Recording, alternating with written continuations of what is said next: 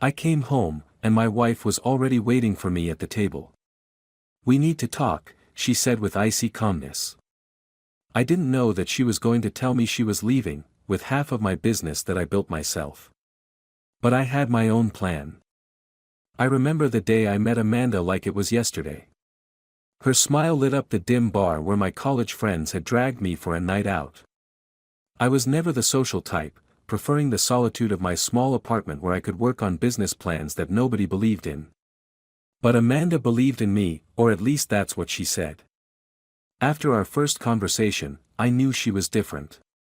Smart, ambitious, supportive, everything I thought I needed. Within 6 months, we were inseparable. By our 1-year anniversary, I had proposed, and she had said yes without hesitation. "You're going places, Michael," she would tell me, massaging my shoulders as I worked late into the night on spreadsheets and business proposals. "And I'll be right there with you." For the first 3 years of our marriage, life was good. I worked at a marketing firm, slowly climbing the corporate ladder while developing my own ideas on the side. Amanda worked as a paralegal at a prestigious law firm, making connections and bringing home stories about wealthy clients and their business ventures. "You could be like them," she would say, pouring me another glass of wine. "You have the brains, the drive. All you need is the opportunity." The opportunity came when I was passed over for a promotion at work. I came home defeated, ready to drown my sorrows, but Amanda had other plans. "This is your chance," she said, her eyes gleaming with excitement. "Start your own company. Be your own boss." I had savings, not much, but enough to get started. Amanda suggested we use some of our joint account funds as well. "It's an investment in our future," she assured me. Absolution was born in our spare bedroom. I created software solutions for small businesses, streamlining their operations and helping them scale. Amanda was my biggest cheerleader, bringing me coffee during all-nighters and listening to my endless technical monologues. After a year of struggle, things started to take off. I landed a significant contract with a regional retail chain, then another with a healthcare provider. Suddenly, I needed to hire staff, rent office space, and manage a growing operation. One night, as we celebrated signing our biggest client yet, Amanda brought up something I hadn't considered. "You should make me a co-owner," she said casually, refilling our champagne glasses. "For tax purposes and protection." I frowned, the bubbles suddenly less effervescent on my tongue. "Is that necessary? I thought keeping business and personal separate was better." She set down her glass and took my hands in hers. "Michael, we're a team. This success is ours, not just yours. Plus, if anything ever happened to you, I'd need legal standing to keep things running." It made sense when she explained it. She'd been there from the beginning, supporting me emotionally if not technically. And the way she looked at me, so earnest, so loving, how could I say no? Besides, she added with a smile, "My father's friend is a corporate attorney. He can draw up the papers for free. It's a smart business move." The next week, I signed the documents making Amanda a 50% owner of Absolution. I barely read the fine print, trusting that the papers said exactly what she told me they would. Looking back, that was my first mistake. For the next year, business boomed. We moved to a larger house in an upscale neighborhood. Amanda quit her paralegal job to focus on our future, as she put it. She managed our social calendar, hosted dinner parties with potential clients, and handled the household while I built the company.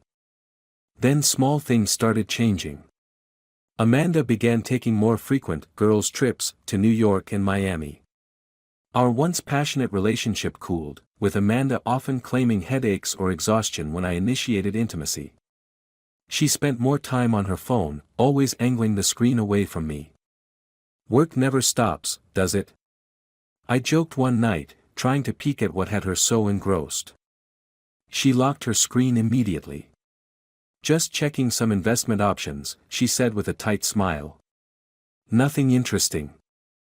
I should have pressed harder, but I was distracted by our rapidly growing business. Absolution had expanded to 20 employees and was courting several Fortune 500 companies as clients. The stress was enormous, but so was the potential payoff. One Tuesday in April, I came home early with a migraine. The house was quiet. Amanda was supposed to be at her weekly yoga class. I headed straight for our bathroom medicine cabinet for painkillers. As I rummaged through the bottles, I knocked over Amanda's makeup bag, spilling its contents across the counter. While gathering the scattered items, I found a hotel key card from the Westin, an upscale hotel downtown. We hadn't stayed there recently, and it wasn't one of the hotels we used for business clients. Something clicked in my mind: her mysterious phone activities, the emotional distance, the sudden yoga hobby that left her refreshed yet never seemed to make her sweat. I shouldn't have looked, but suspicion is a powerful motivator. While Amanda was out, I searched her desk in our home office. Hidden beneath tax documents was a folder containing divorce papers, dated 2 months prior but unsigned. My stomach dropped as I flipped through the pages, noting how her lawyer had outlined claims to half of Absolution's assets and future earnings. Further digging revealed bank statements for an account I knew nothing about, with regular transfers coming from our joint savings. The most damning evidence came from her tablet, which she'd forgotten to take with her. There, I found email exchanges with her friend Vanessa. Just a few more weeks and he'll finalize the Anderson contract. That's another $2 million in company value. Then I make my move. Is he still clueless? Vanessa had asked. Completely. Too busy building our future to notice I'm building my exit. Once the divorce is final, I'll have half his company and none of his neediness. I sat there, numb, as my world collapsed. 5 years of marriage, countless sacrifices, endless late nights building something I thought was for us, all a calculated game for her. There were other emails too. Some to a man named Robert, with intimate details that made my stomach turn. Hotel meetups, weekend plans for when I was at business conferences, complaints about me that cut deeper than any knife. I should have confronted her immediately, let rage guide my actions. Instead, I carefully replaced everything exactly as I'd found it and retreated to my home office, a plan already forming. The next morning, I called in sick to work, waited for Amanda to leave for her Pilates class, and made 3 important calls. The first was to Stanley Harrington, the best divorce attorney in the state. The second was to my company's legal team. The third was to a private investigator I'd vetted months ago for a potential corporate case. I need everything, I told the PI. Photos, videos, times, dates, locations. And I need it fast. Then I began restructuring my company. On paper, Amanda owned 50%, but there were ways around that. I created a new parent company, transferred intellectual property rights, and established licensing agreements that effectively moved the valuable assets beyond her reach. The actual company she co-owned would soon be an empty shell. Next, I methodically moved our joint funds. Not all at once, that would alert her, but in strategic amounts to new accounts she couldn't access. I documented every suspicious transfer she'd made to her secret account, building my case for financial misconduct. For 6 agonizing weeks, I lived with my betrayer. I smiled through dinner, accepted her excuses, pretended nothing was wrong. I even approved the Anderson contract, allowing her to believe her plan was working. But each night, as she slept beside me, I refined my counterattack. The PI delivered a damning report, complete with photos of Amanda and Robert entering hotels, timestamps that aligned perfectly with her supposed fitness classes, and even audio recordings of them discussing their future plans, and me. Once I get my settlement, we can go anywhere, her voice said clearly on the recording. Michael built a good business. Too bad he won't get to enjoy the fruits of his labor. Robert's laugh made my blood boil. His loss, our gain. You're sure this will work? Positive. My name is on everything important. The prenup only protects his assets from before the marriage, and he had nothing then. Everything valuable came after. When all my pieces were in place, I waited for her to make her move. It came on a Thursday evening. I returned from work to find her sitting at our dining table, unusually formal in a sleek black dress, hair perfectly styled. "We need to talk," she said, her voice controlled, almost rehearsed. I hung up my coat and sat across from her. "What's on your mind?" "This isn't working anymore, Michael." She maintained steady eye contact, her expression a practiced mask of regretful determination. "I want a divorce." I nodded slowly, watching her closely. She seemed slightly thrown by my calmness. "I've been unhappy for a long time," she continued. "We've grown apart. I think we both know that." "How long have you been planning this, Amanda?" I asked quietly. Her expression flickered briefly. "This isn't about planning. It's about facing reality." I reached into my briefcase and pulled out a folder, placing it between us. Reality. Interesting choice of words. She glanced at the folder but didn't open it. "I've already spoken to an attorney. This can be amicable if you cooperate. I'm entitled to half of everything we've built together." "You mean half of what I built while you were sleeping with Robert?" The color drained from her face. "I don't know what you're talking about."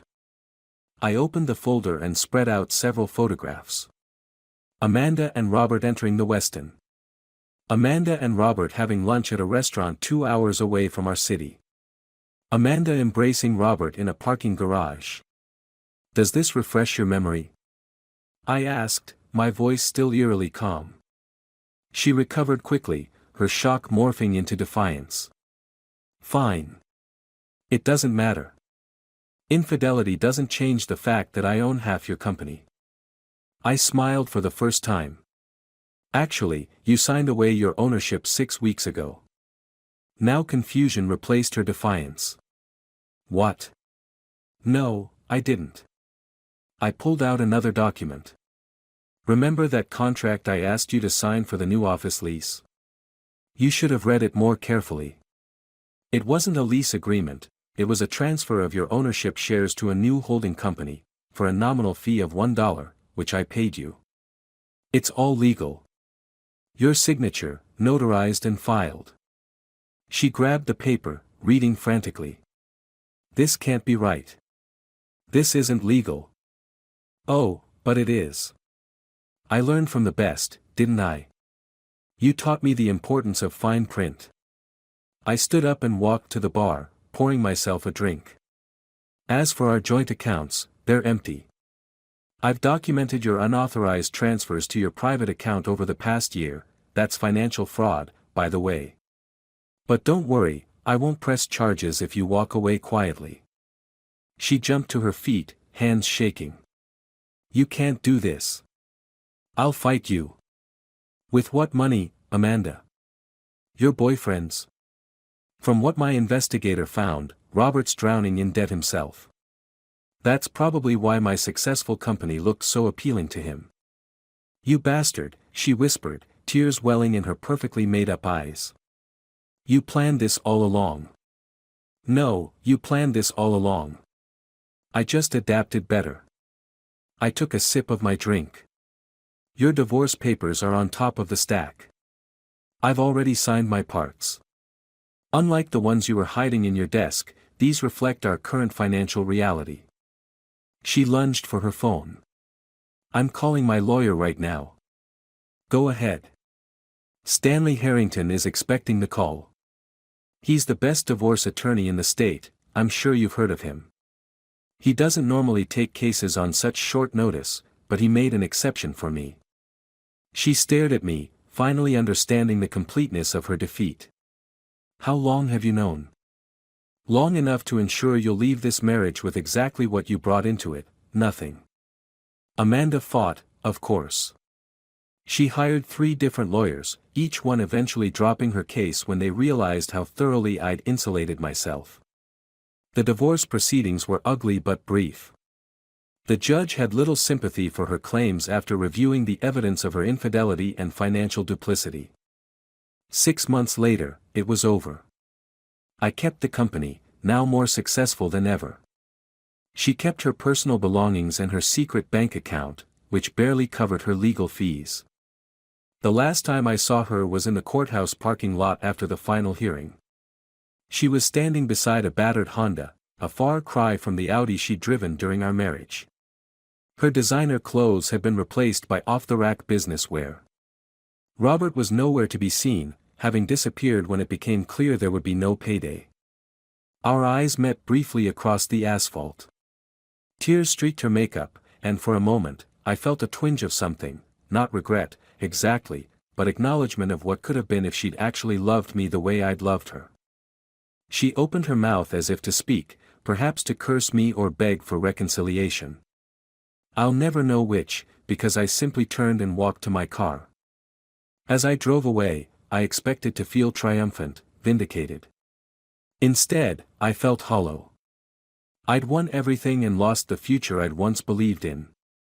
The company continued to thrive, but now its success felt like a monument to betrayal rather than achievement. Sometimes at night, I still wake up reaching for someone who isn't there. Not Amanda, not really, but the person I thought she was. The partner who believed in me. The woman who loved me for myself, not for what she could take. People tell me I should feel satisfied. That karma caught up with her. That justice was served. Maybe they're right. Or maybe winning isn't what I thought it would be. Last week, I received an unmarked envelope at my office. Inside was a single page, a handwritten note from Amanda. Just 3 words. It's not over. I should have thrown it away. Instead, I locked it in my desk drawer, a reminder that some stories don't end cleanly. And some wars never truly end, they just enter new phases of battle.